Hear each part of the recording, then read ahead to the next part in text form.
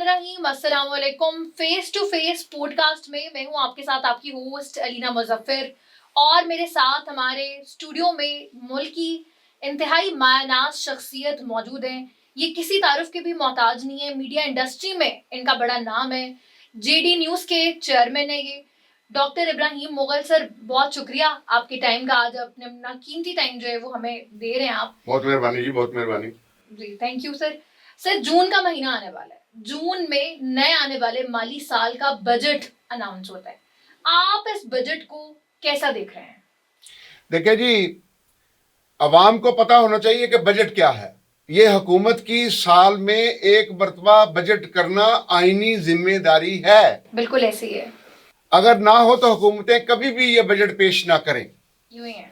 दूसरा ये कि बजट जब आता है तो इसका ये होता है कि इस साल में हुकूमत को आमदन क्या होगी और अखराजात क्या होंगे, ये ऐसे ही है। और उसमें ख्याल ये किया जाता है, ये बजट का मैंडेटरी पार्ट है कि बजट जब आए तो उसमें अपने मुआशरे के, अपनी आवाम के हर तबके को उस बजट से फायदा पहुंचना चाहिए। बिल्कुल यूं ही है, वजह का आपने। हम बड़ा स्ट्रेट अपील कर रहे हैं सदर पाकिस्तान से, हमारी अपील है वजीर आजम पाकिस्तान से, हमारी अपील है chief of the army staff से। 77 साल में जो होना था वो बहुत हो गया और कौम ने वो बर्दाश्त भी किया, बादले नाखास्ता किया। ये बजट एक इनकलाबी बजट होना चाहिए। कैसे? इस बजट में मुझे कोई मलाल नहीं है कहने में कि आर्मी के लिए हमें 2800 अरब रुपए एलोकेट करने चाहिए। ठीक है। उसमें से तकरीबन 1200 अरब रुपए का आपका जदीद असला आएगा। ऐसे ही है। बाकी जवानों के लिए या 7 से 8 लाख और इसके साथ खानदान जो फौज से जुड़े हुए हैं उनके अखराजात हैं।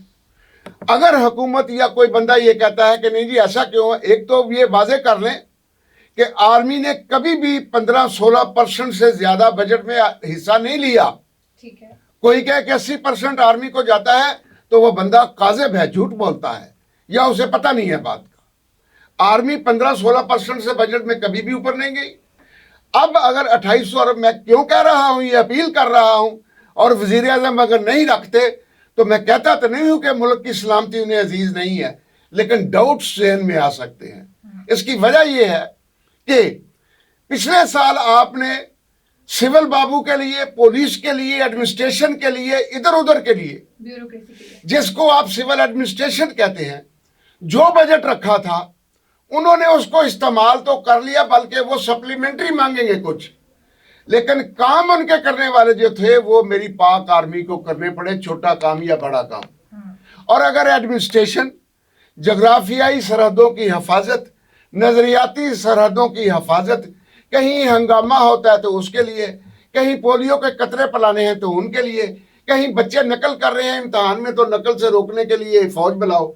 अगर यहां तक काम फौज से करवाने हैं तो पिछले साल का सिविल एडमिनिस्ट्रेशन का जो रखा हुआ बजट था, वजीर आजम साहब, सदर पाकिस्तान, आप उन्हें अदा कर दें। ठीक है। क्योंकि वो अपनी कोई ड्यूटी उसमें परफॉर्म नहीं कर रहे। मासवा वो, उनके बच्चे, उनकी फैमिलियां पहाड़ों पर सरकारी गाड़ियों पर चले गए, या तेल जितना मर्जी आया फ्री में आता है फूक दिया उसको। लिहाजा उनका आधा बजट करके वो आर्मी के बजट में डाल देना चाहिए जो इसके लिए काम कर रही। सर, ये बताएं कि आप ये जो आने वाला बजट है नेक्स्ट ईयर का, इसको मिडिल क्लास तबका और ये जो पसमानदा तबका है उसके लिए किस तरह से देख रहे हैं? ये बड़ा अच्छा सवाल है आपका, और असल में तो इस तबके को ही जब से पाकिस्तान बना है इसी तबके ने खून दिया, और इसी तबके को सबसे ज्यादा जुल्म, बर्बरियत और एहतसाल भी इसी तबके का ज्यादा हो। ऐसे ही है। और इसकी वजह सिर्फ एक है कि ये तबका इकट्ठा होकर अपने हकूक का बाकायदा अच्छे तरीके से मुतालबा नहीं कर सका। यूं ही है। ये तबका जब पर्ची डालने जाता है, जो मर्जी बाहर बड़ा सेठ कहे, या को पटवारी कहे, या को डीसी कहे, या को एसी कहे, या को थानेदार कहे, अंदर वो होता है और उसका रब होता है। जब तक पर्ची उसको नहीं देते जो इनका हमदर्द है इस तबके का, तब तक इस तबके की हालत नहीं संवरने वाली। लेकिन मैं ये जरूर कह दूं, ये तबका मुतालबा करे, कानून को हाथ में ना ले, सड़कों पे आ जाए اور مطالبہ کیا کرے. ان کے چھوٹے چھوٹے گروپ سڑکوں پہ آئے اور انہوں نے ایک ہی بینر اٹھایا ہو یا پلے کارڈ اٹھایا ہو کہ جو آپ جس کو بھی پاکستان میں ماسوا فوج کے, ماسوا ہیلتھ کے, ماسوا عدل کے, ایجوکیشن کے, کوئی بھی محکمہ اسے فری میں تیل گاڑی کوٹھی چھوٹی جو رسم آپ نے دنیا میں نہیں ہے صرف اس ملک میں, اس کو بند کر دیں. وہاں سے آپ کو 500-600 ارب روپیہ سالانہ بچے گا.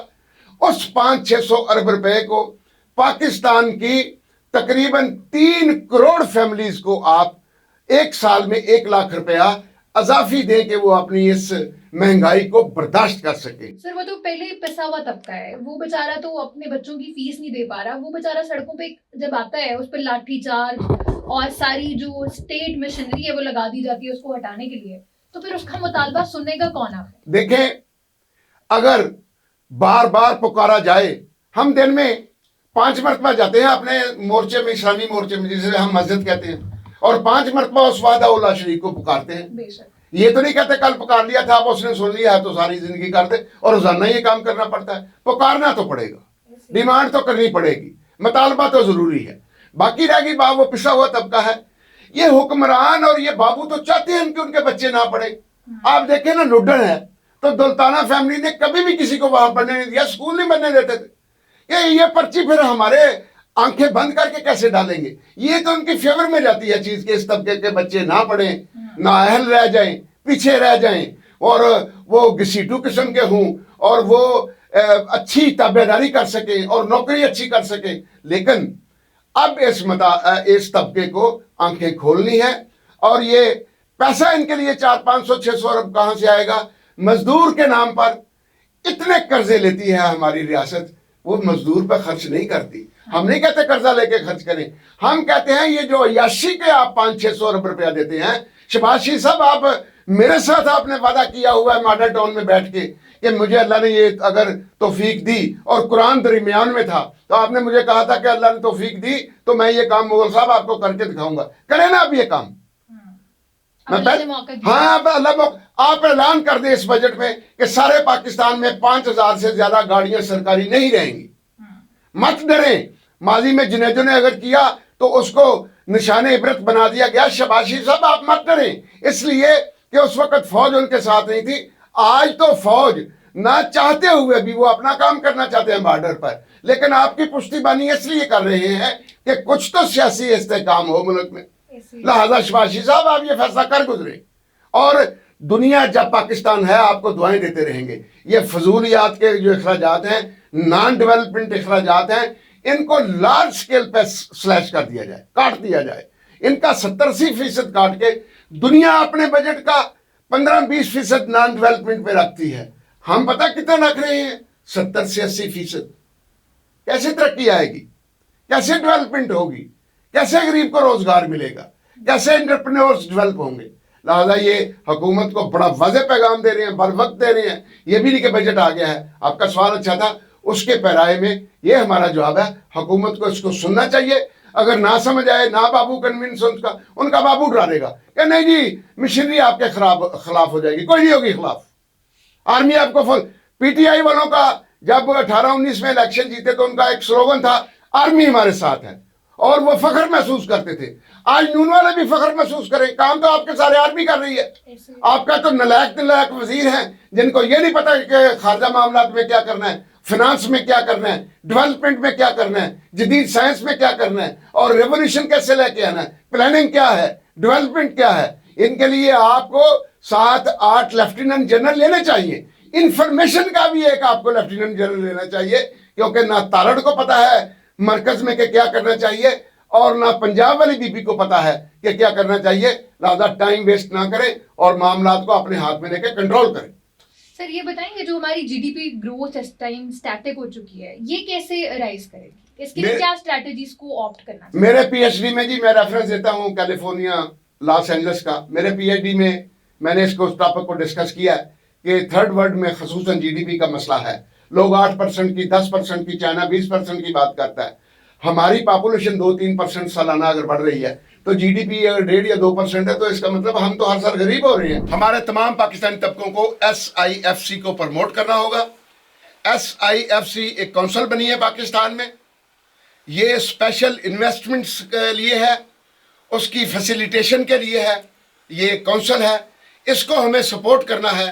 یہ کونسل سفید بابو کے ڈاکوں سے حکومت پاکستان اور میرے اور آپ کے پیسے بچا کر, ہمارے دیے ہوئے انکم ٹیکس بچا کر ریاست پر خرچ کرنے کا پروگرام بنا رہی ہے, اس کی فیسیلیٹیشن کر رہی ہے. لہذا پاکستانیوں کو چاہیے, خواہ وہ بزنس ہے, خواہ وہ زراعت ہے, خواہ وہ ڈیولپمنٹ ہے, خواہ جو بھی محکمہ ہے یہاں, اسے چاہیے کہ SIFC کے انڈر اس طرح کر دیا جائے کہ ان کی پرمیشن سے آپ کام کریں, تاکہ آپ کا پیسہ اور ریسورس جو ہے وہ ضائع نہ ہو, ہیومن ریسورس ضائع نہ ہو. اور پاکستانیوں, وزیر اعظم صاحب سال میں کم از کم 25 سے 50 lakh youngster between the age of 20 and 30 انہیں ایکسپورٹ کریں.